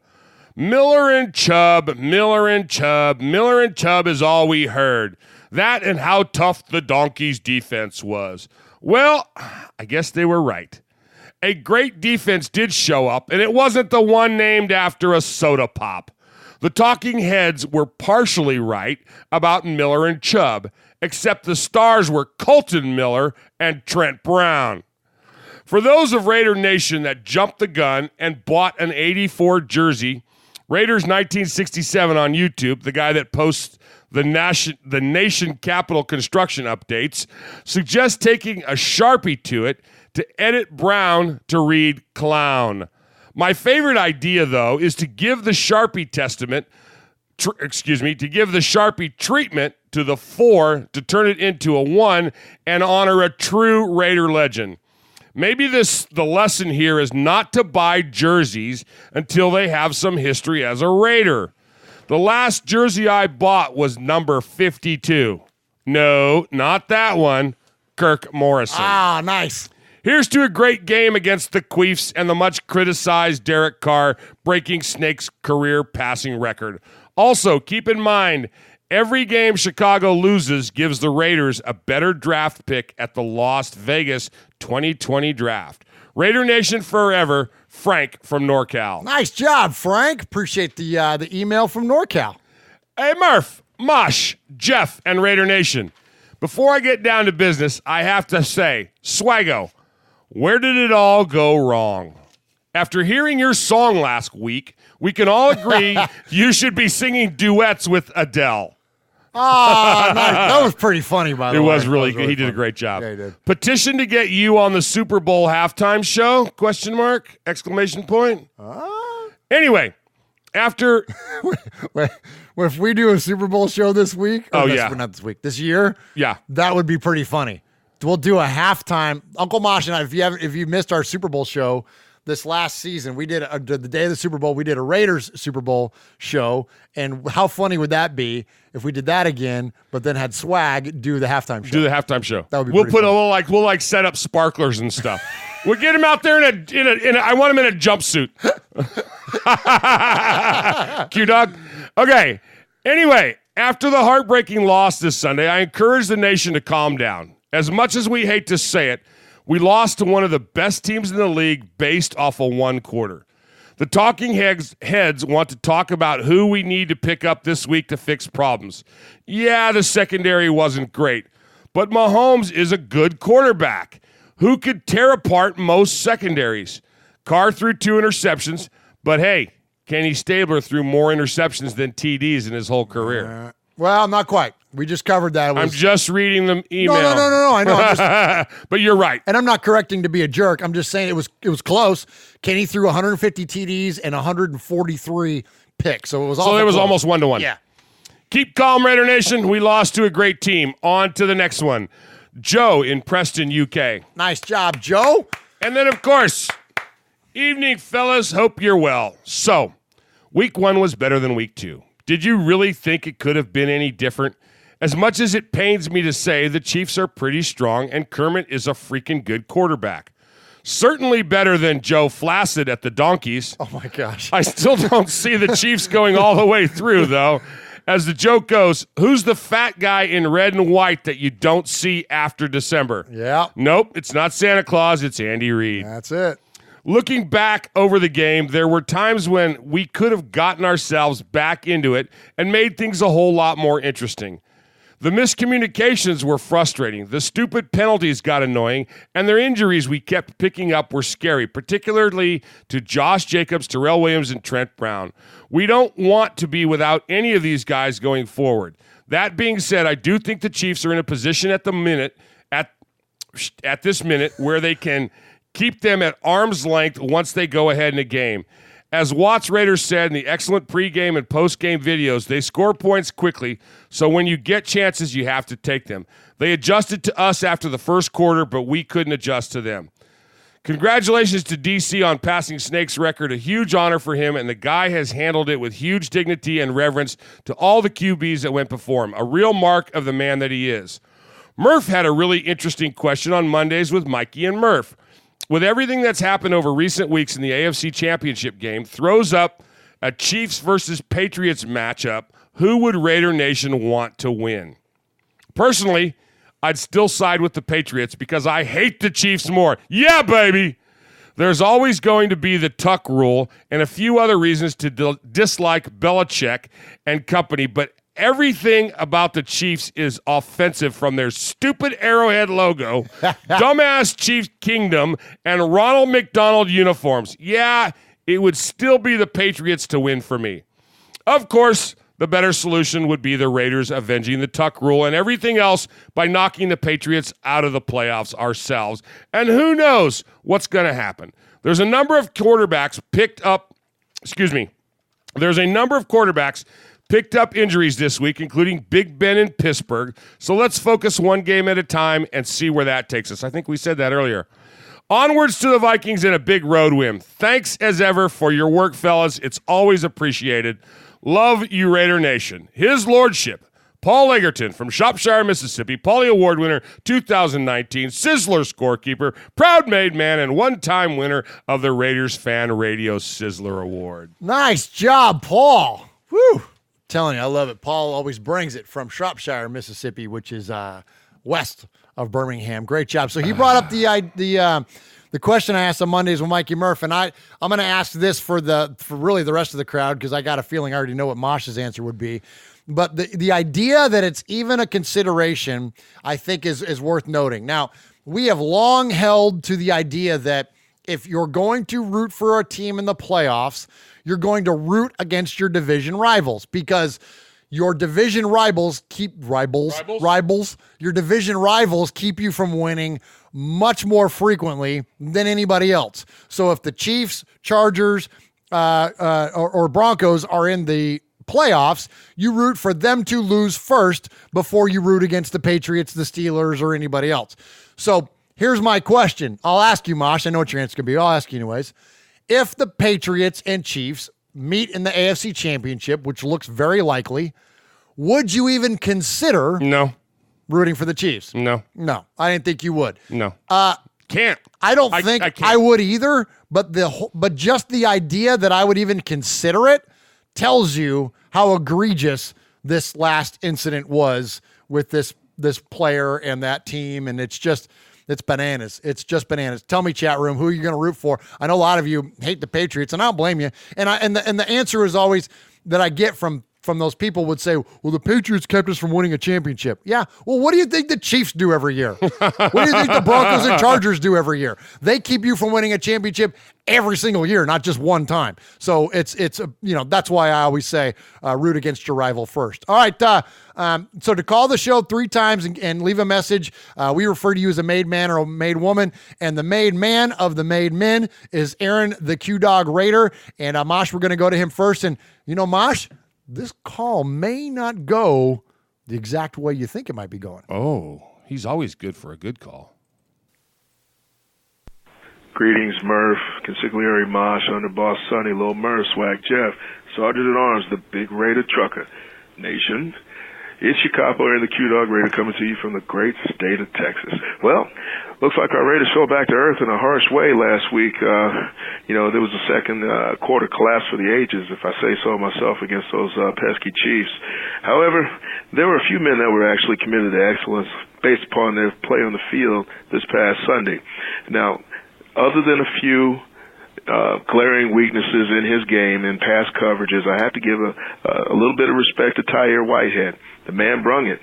Benson, Mayowa, he's a sack machine compared to the defensive ends we had to witness last season. Now, Josh Jacobs, he's who we thought he was. But for all his efforts, he's busted up and questionable for next week's game against the Vikings. And Trent Brown, man, he's all the man that we thought, he'd be at our right tackle. And we paid handsomely for him. So, good returns on the money invested. Partial credit goes out to Tyrell Williams for catching the lone TD pass. Plus, listen, Darren Waller, I'm telling you, he's making a brother say Jared who. Now, on the other hand, we had some inconsistent performances from Chucky and, of course, Carr for not sticking to the game plan that got us ahead 10-0 early. Then there were some flat-out piss-poor performances, and the role includes Colton Miller, Ryan Grant, Hunter Renfrow, Lamarcus Joyner, Darryl Worley, Garyon Conley, Carl Joseph, and Paul Gunther for making 0 adjustments in the second quarter. But, however, he was able to get the ship righted in the second half. What went wrong? Anyhow, somebody filled out a missing persons report, and yes, I'm going to have to put this person, Arden Key, on it. I mean, it was another preseason of talking this cat up, man, but you know what? All the things that they said that, this guy might be coming out of LSU, he's starting to show the inconsistency, the lack of performance, the lack of tenacity. Man, I'm telling you, man, this guy literally had 0 statistics for this past game. And he only recorded an assist on a tackle the week before. He's clearly being outplayed by Mad Max Crosby. Now, there was a poll that was taken about the first 2 worst stadiums in the NFL, and guess who came in last, baby? That's right, the turd bowl that is, the Oakland Alameda Coliseum. It doesn't matter who came in first, but they give out a whole bunch of reasons why this was a baseball facility that has a large capacity for baseball but low for football. Listen, I'll see y'all in the tailgate zone whenever we get together for the Lions game. And the hit list, of course, we're going to have to put Jonathan Cooper on it to make way for Richie Incognito. Glad to have him, but he's going to bring the nasty to the 53. Now, listen, this guy was ready to pop the trunk at his father's funeral, so I know he's ready to go ahead and mix it up. So that's pretty much all I got, man. Respect goes out to, the fam, B-Dog in the pasture, Mojo Raider. Google Voice has... You shot me! It's not often, if not ever, that I get claimed by Google Voice, but I'm looking for you, Google. Anyhow, I wanted to make sure that I gave proper respect out to B-Dog in the pasture, Mojo Raider, Watts Raider, Sugar Shane, Raider Homer, Splatterhead, Potts Fitz, His Lordship Paul from Shropshire, Mississippi, I Pass Rev Raider, Kevin the Raider Nerd, Running Bear, and Ron from Alliance. Root.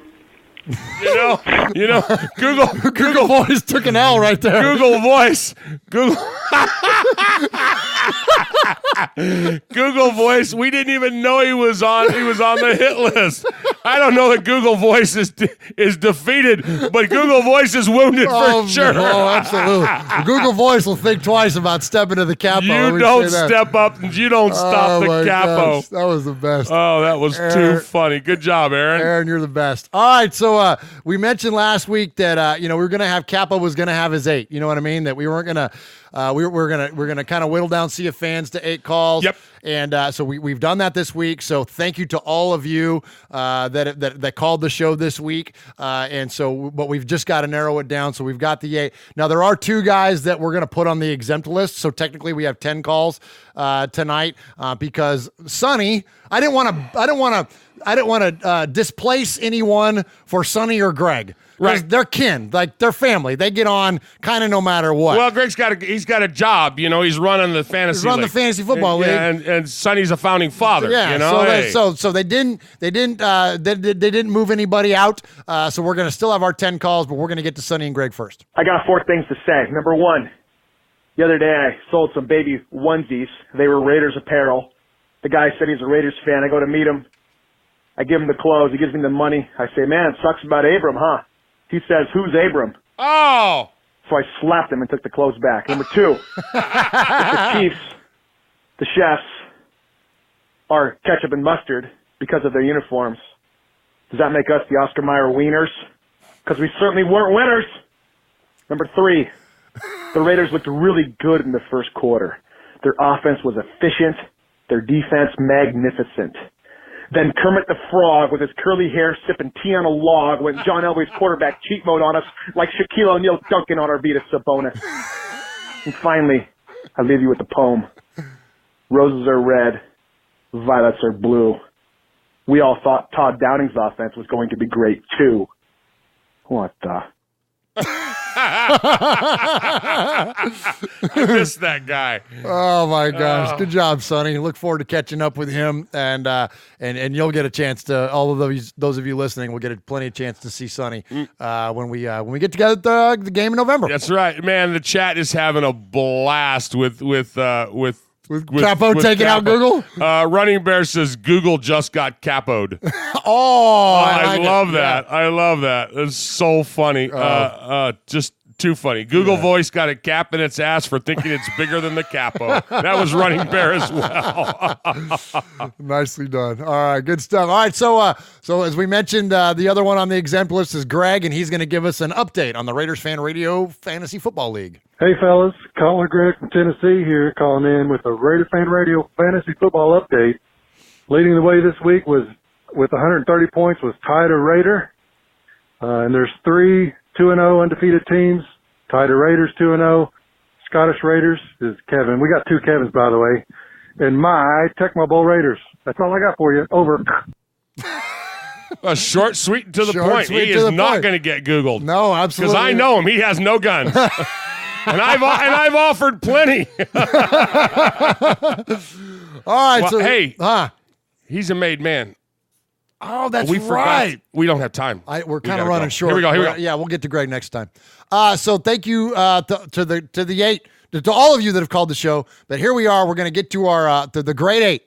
We're going to call you the Mark Wilson, the Ray Guy, the 8s.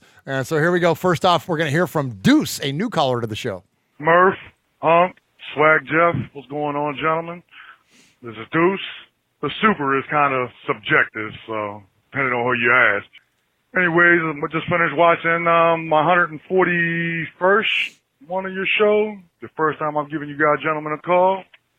Just wanted to mention before we completely get past that dude, just wanted to mention a lot of people get upset about we lost a 3rd and a 5th. I personally think it's a well-west investment. How often do you get a chance to make an example of a superstar and helping to build what should we say, our dynasty coming up? So I just wanted to see if you could put that out there for me. No big deal, man. Y'all have a good one. Absolutely, Deuce. Appreciate the call. Take. Yeah, great take. Mosh, there is a such thing as addition by subtraction. And yes, it sucked that we lost a 3rd and a 5th and the value of that. But I mean, when you really think about it, what does a 3rd and a 5th equate to? It's a real big crapshoot on whether those guys are going to make the team or not on the 5th, and then on the 3rd on whether that's most likely a depth type player. Usually any of your starters are going to come in the 1st and 2nd round. So great take, Deuce. Man, appreciate the call, and definitely call us back. All right, Mosh, we call him the historian. Some call him Dead Scrolls Steve. Dead Sea Scrolls Steve. Yeah, there we go. Thank you. Houston Raiders Steve. Murph and Mosh, Houston Raiders Steve, the historian. Thanks so much for the sizzler. Man, up there in Kansas City all week, it's been Raiders week. They get all pumped up, radio talk shows, talk about the rivalry, Ben Davidson, Otis Taylor fight. Man, it's like the Hatfields and McCoys up there. And I just want to quote the poet, Welsh poet Dylan Thomas. He says, "Do not grow gentle into that good night." This poem instructs us to burn with life, implores us to live boldly and to fight. Boy, I tell you, I can't remember all the Raider great games between the Chiefs and us. Man, it's going to be a full 60-minute football brawl. All, you know what, to the wall. Anyway, all I can say is the Raiders are back, baby. It's a statement game. Let's show the league. We're on point. We're on notice. We've been building up to this point through our draft and our trades and everything just so we can knock off the Chiefs. So let's go out and get a win. And now Davis says, just win, baby. The Raiders are back, baby. Go Raiders. All right. Go Raiders, Steve. Unfortunately, it wasn't. It was a statement, all right, for 3 quarters. We missed 7 minutes of that second quarter there, but that's okay. We'll have another shot at them, and I don't think it's going to completely derail our season. Appreciate the call. So, Mosh, I think this is first-time caller. Now, we've had this guy on as a guest before, then I've actually guested on his show, which is called Philosophy Kings, and this is a really fun call. This is great. This is our buddy Iceberg, and this is him walking in to the Oakland Coliseum this past Sunday. Raiders!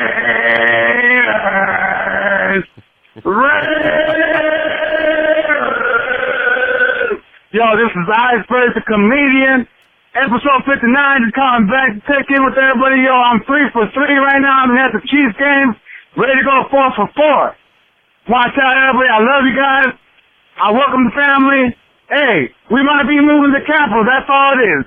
Love the nation. Love you guys. I hope my homes get his head taken off. Good night. Awesome job. I love that. What he just said right there is legit. And that's like tagline t-shirt quality. Raider Nation, we're just moving the capital. That's freaking good, man. That was really good. Nice job, Iceberg. Appreciate you calling the show. All right, next up is a guy we haven't heard from in a while, Mosh. We're kind of going in the Wayback Machine here and love it. We're going to hear from our buddy Junior in San Diego. Hey, what's up, guys? It's Junior from San Diego. Junior the Raider. But devastating loss, but come on, guys. You really think we're going to win against them? I mean, they're most likely going to be up there with Patriots. But anyway, really disappointed in our secondary. I mean, I wish Abrams was there, but he's not. But Ramsey and Minka, what do you guys think about that? Ramsey's asking for a trade, supposedly, and Minka, they're looking for a trade. And we didn't really see Waller this game. I don't know if he was covered, but geez. Mayoya, what we'll see. Arden, what we'll see. Anyway, on to the next. Hope you guys are blessed, and go Raiders. All right. Good job, Junior in San Diego. Appreciate the phone call. Yes, sir, we are blessed. And Benson Mayoa is currently your defensive MVP. Go figure. I don't think anybody would have had that one pegged. All right, Uncle Mosh. So we have no new made men tonight. But I do want to, at some point, have you give us an updated, if you won't mind, if you want to do an updated version of the list. And then this caller is now number 2. We're going to hear from our buddy Raider Trucker Dan. Hey, Murph. Go ahead. You want to do the list now? You asked me to do the list, and you play over me. That was my bad. My timing was funky on that. I'm sorry. Man, and we talked about this one. I know, huh? My bad. Go ahead. Jimmy Zebach, hardcore Raider. Johnny in San Diego. Chuck Splatterhead McCann. Ron in Alliance, Ohio. Alaska Raider. The Dakota Raider. Aaron the Q-Dog Raider. Red in Yakima. Jim from the East Coast. Yayo in Jersey. Big Raider Trucker. Wyoming Raider. Diego in Georgia. Running Bear in Tulare. Mojo Raider Jr. in San Diego. Beto, you know the city. James in Arkansas. Monster Mash Ken. Raider Roo in Utah. Eve Dog. Houston Raider Steve. Jesse in Kentucky. I can't read my own writing. B-Dog in a pasture in Texas. Max in San Diego. Rev Raider. Raider Juan. Eye Patch. Alex in Tucson. Ruben in Vegas. Dave in the 330. Kevin the Raider Nerd. Paul in Shropshire, Mississippi, UK. 24-karat Kev, the cool-ass Raider. One Nation Jeff, Chucktown Raider. Haley and Scotton, Lino, the Full Metal Mexican, Central Valley Raider, RBK Raider, and Coach Davis. Nice. Good job, Mosh. Appreciate you running that down. And thank you to all of the made men and made women out there. And speaking of that, we just saw Kevin the Raider Nerds popped into the chat. Welcome, Kev. And appreciate him. Deuce just showed up, too. Oh, did he really? Yeah. Okay, nice. Well, welcome in, guys. And we're just winding down the show. Got a few more calls to get to. Hey, hit those like buttons. Yeah. I haven't hit the dislike yet, but I'll get it before the game's over. Yeah, okay, yeah. We always get at least one thumbs down from Mosh, and then all the rest of you, hopefully, like it, subscribe to it, all that good stuff. In fact, shout them out, Mosh. Shout out the chat. Oh, man, everybody's here. Ron, Kevin, Full Metal Mexican, Pirate 1975, Just Win, Johnny. Let me go back a little bit. Blake, 4311, Super Deuce. Where am I at? Did I forget anybody? It's hard to Sugar there you go. Sugar Shane, Pirate 1975. I may have already said that. Jesse Rosales. Man, everybody's here. A lot of action. We're fired in the chat up tonight. about it. Appreciate you guys joining us. Eye patch with his one good eye. And Franklin 83. They're all here. Sugar Shane, come on. All right, appreciate y'all. All right, let's hear from Trucker Dan. Hey, Murph. This is Raider Trucker Dan calling out of Little Rock, Arkansas today. I listened to the Raider game on the radio because I had to drive today, and I was at the game against Denver. That was a good win. Carr didn't look as crisp this time. That interior rush of Chris Jones beat our backup guards. Carr got sacked 3 times today, and I think Trent Brown's fine. I don't think he's really hurt. I think they just pulled him out just because it was meaningless at that point. I think he'll be fine. And we get Incognito back next week. But Mahomes was special tonight. I mean, today he was on fire in that second quarter. I've never seen such a great quarterback play in one quarter like that. It's amazing. But, we just got to rebound, look at the film, make the corrections, get better. I really think we need to add another safety because our safeties could not cover today. Too bad we weren't able to use our rookie safety since he got hurt for the year, but it's the way it is. Carr turned over the ball in the red zone on a poor throw to Williams there. I mean, I like that we got up to a 10-0 lead, but we just weren't able to maintain it. We got out of sync. But the penalties hurt our offense and a few turnovers. I think sometimes Carr is trying to audible too much, and it's causing the team to, do a false start. So hopefully, Carr will work on not overthinking everything. Hey, we'll dust our feet off. I hope they find a way to get Keelan Doss more involved in the offense because I think he's better than Ryan Grant. We'll see what happens, but I'm just a fan. I'm not the coach. But hey, we got Minnesota next week. They lost. They're coming off a loss too, so hopefully we can bounce back and get the win. I like our run defense, so I think I like our chances going to Minnesota and getting a victory. Let's get it done, Raider Nation. Hey, we're 1-1. The Chargers lost as well today. So it's not too bad of a loss in that sense. So go Raiders. Let's bounce back and get to 2-1. Raider Nation, we're still in it. Let's get better. That team we just played is the best offense we'll face the whole year unless we make playoffs. Play New England. I can't wait to continue to get better and see how we do when we go to Arrowhead. Until then, let's focus on Minnesota. Let's learn from this and get better, and I think we will. Go Raiders. Let's get to 2-1. All right, nice job. Yeah, it was. Appreciate that, Trucker Dan. Yeah, so Mosh, we're 1-1. We're tied for second place. Like, how bad is today? And we lost to a Super Bowl favorite. Like, right? Come on, we're good, Raider Nation. Hang in there. All right, so man, one of my favorites, and you're all my favorites. You always say that. We love everybody, but Rev Raiders really is just a fun caller, and so let's hear from him. What's going on, Murph and Uncle Mosh, Young Swaggo? This is Rev Raider calling from Jersey. Just want to give my thoughts on the game, man. In the words of John Gruden, I need better effing execution. Back to the 6 P's, proper planning prevents piss poor performance. I love that. Yep. I mean, if you looked at film, these guys like going deep. So, in the second quarter, what were they thinking about? Like, even Tony Romo, he was saying they're going on motion to try and confuse you, and that's exactly what they did. He called it right before, and then they go deep on it, Not getting off the field with third down, unacceptable. I mean, 3rd and 20 and they stroke us deep, like, that's crazy. Like, what was the secondary doing? Well, mainly the safeties. You can definitely see, I think we were definitely missing Jonathan Abrams, because I think he would have took some hits on Kelsey, and Kelsey would have thought twice about some of the catches that he was making, even some of the other receivers. He would have laid that wood to him, But overall, honestly, from what I saw, we can beat the Chiefs. If we execute the way we're supposed to execute, the way I know that the Raiders can execute, we can definitely beat the Chiefs, man. Also, I definitely even on offense, the wide receivers, it just didn't seem like they were aggressive enough. They need to be more aggressive. And I hope John Gruden chews them out about that too. I was watching all these things about Jalen Ramsey. It would be cool. I don't really see us doing that or trading for him. I mean, if we did, it would definitely be a dope look. And we definitely have the money to pay him, since we got rid of that other clown, So we got a little cap space to pay him if need be. So that would be cool if it happened. But just looking forward to the next game. I think we got a prime opportunity to do that. The way we've been to beat the Vikings, the way we've been stopping the run, I think we're going to be some good competition for Dalvin Cook.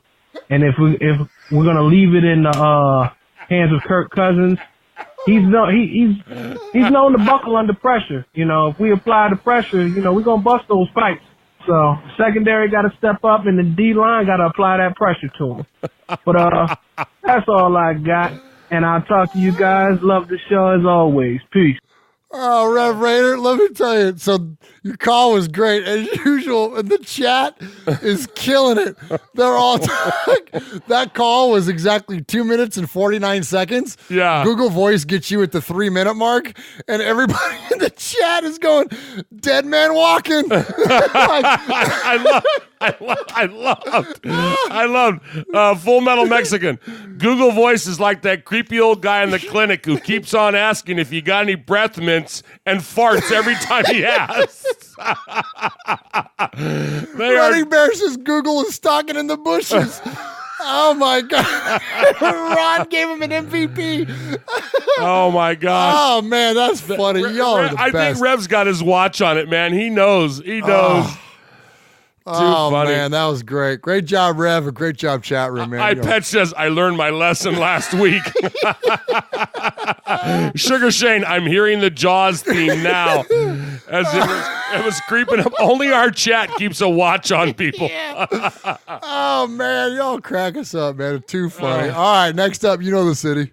Raider Beto, you know the city. So anyway, football season's back as I am. So we won last week against the Broncos.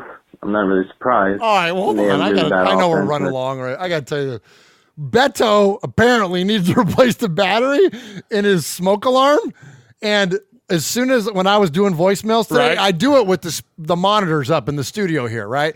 So I do it with all the sound up. So I'm hearing it and I'm going, oh crap. Man, now that's going to be bleeding through and I got to get up and go. So I stop it and I'm walking around the house and I'm listening for it and it doesn't beep. And then I come back over here and I start listening to it again and it beeps and I'm like, gosh, dang it. So I get up and I'm like, thanks, Beto. Yeah, I know the city. Buy a 9-volt, bro.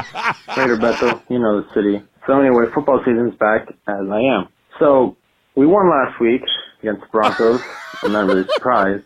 And they have a really bad offense, and their defense is dying. It's dying. You have Von Miller and Bradley Chubb and Chris Harris. That's about it. So anyway, back to the point. We lost against the Chiefs. Okay. It was a pretty bad loss, 28-10. Almost scored a touchdown and a field goal. But here's the silver lining to this. For 3 quarters, we shut out the Chiefs' defense. But at the same time, they scored 28 points on us. That's not good. Our corners are not very good. Conley got trashed, and I kind of expected it because, he's coming off an injury. Everyone's saying they're jumping ship off Derek Carr, and last week y'all were kissing his ass, so make up your damn mind. I believe Carr, I liked what Carr did last game. He jumped over, trying to get the first down, and I saw that grit in Carr. Granted, he did a dumb, I want to say it was his fault. He killed some Williams because he didn't really get that push off in the end zone interception. The second interception, I was on the ref, trying to do as dirty as he always do. But anyway, Upcoming this week is the Vikings. I'm going to be at that game. It's on my birthday. Hopefully they win, but it's going to be a tough game. I do not expect, I wouldn't be surprised if they lose, but I'll be very surprised if they win because this is a tough game. The main thing is you got to protect Carr. You got to stretch the damn field. I didn't see a lot of stress in the field. If I did, well, it's not that good. But we got to stretch the field. You got to score points as much as we can because the Vikings offense is pretty decent, pretty good. The defense is the thing that's better with the Vikings. So we will have to see what we do. We're 1-1. It's not like we're in week 13 and we're 2-14 or whatever. Or, and the season's gone to trash.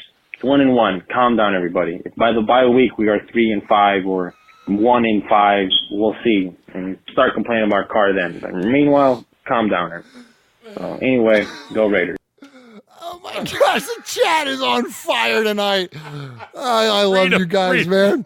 So I'm just gonna read them down. So this is what Mosh. If you ever wonder why Mosh and you hear us giggling off mic or off camera during your calls, it's because this is in order. Ha ha, holy hell. Beto, cheap. You know the sound. Google Voice might fart in my face. Damn it, bro. Great call as usual. Mosh is farting. Legend has it that smoke alarm beeps repel the Google Voice Reaper. Beto, 99-cent store batteries. Get some donuts for me and Mosh.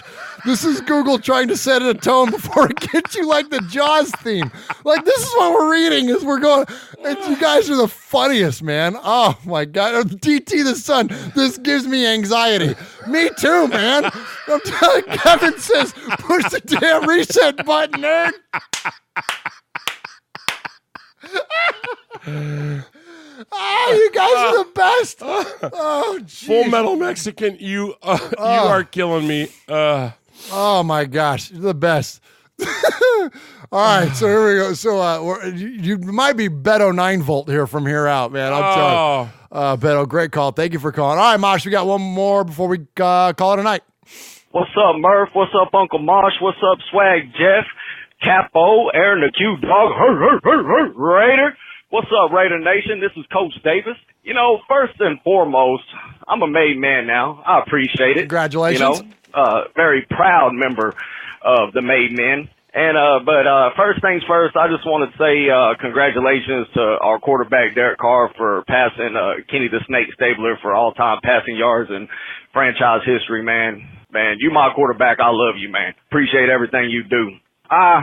Short-term memory, man. Let's get over this loss, man. Everybody is probably a little upset about it, but now it's time to do what a Raider does best, man. My favorite part of Hard Knocks was when John Gruden was telling all them rookies exactly what a Raider is, man. We go into enemy territory and take their crap.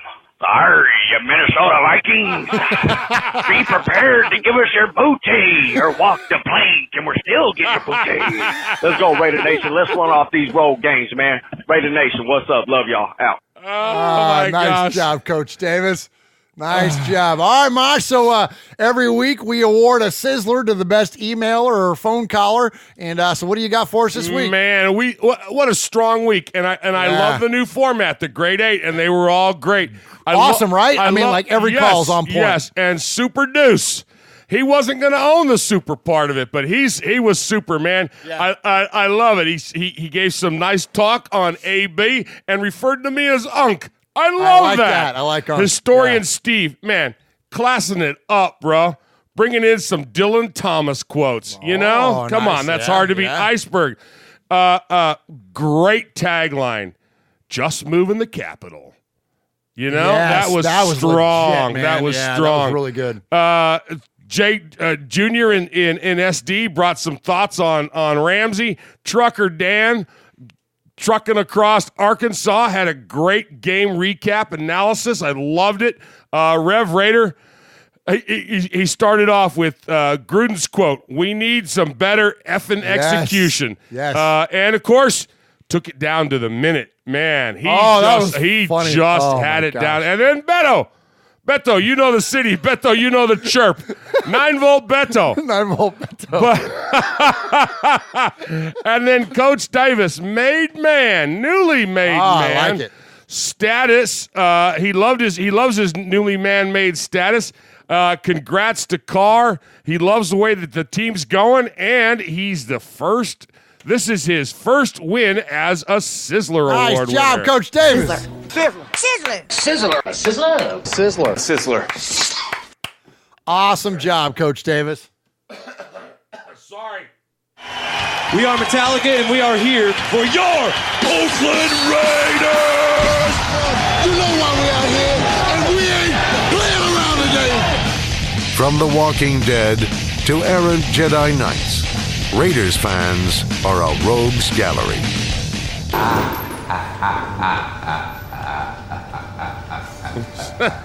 Booty takers, he said.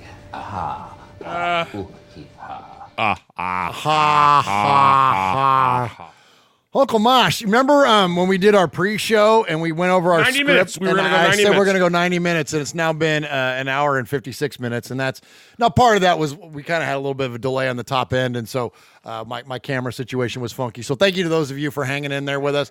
Thank you to the chat room, man. You guys are on fire every week. Every freaking week, I lose it at some point, fog up my glasses, and laugh uncontrollably because you guys are the best. So if you don't join us live, please do. YouTube.com/Murph's Fan Cave. That's MURFS Fan Cave. Thank you to Coach Davis, Sugar Shane. Wait. All right, He goes, go ahead. Coach Davis, he's so funny. In the chat, he goes, I'd like to thank God, my family, and Raider Nation. There you go.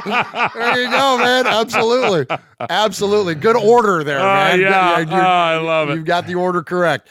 So thank you to Coach Davis, Full Metal Mexican, Eye Patch, Sugar Shane, Running Bear is in there. Ron, thank you so much, Ron, for moderating the chat tonight. That's why we call him the Mater Raider. Aaron, the Q-Dog Raider. Pirate 1975. Franklin 83. Jesse Rosales. Rogue Code. Thank you to you all. We appreciate you so very much. That's you guys are what this thing is all about, and can't wait to meet up with you all live in Oakland on November 3rd for the Raiders-Lions game. Uncle Mosh, take us home. All right, man. What a great night. What a great night. It's funny that one of the reasons I think we go slow, I just happened to look at the play clock. It's 15 minutes late, our clock. Our official Raider clock. You know what that means? You need a new 9-volt battery, Murph.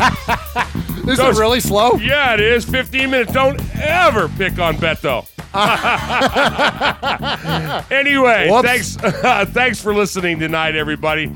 This is your old Uncle Mosh in for Murph and the absent Swaggy J. You've been listening to Raiders Fan Radio, where we take a lighter side journey into the dark side. Don't ever forget, what happens in Vegas started in Oakland. Good night, everybody. God bless.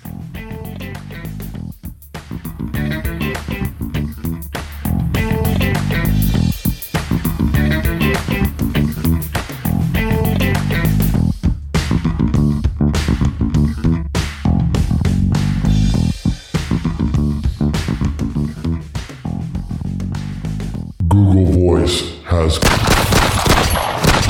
You shot me! Google Voice, we didn't even know he was on the hit list.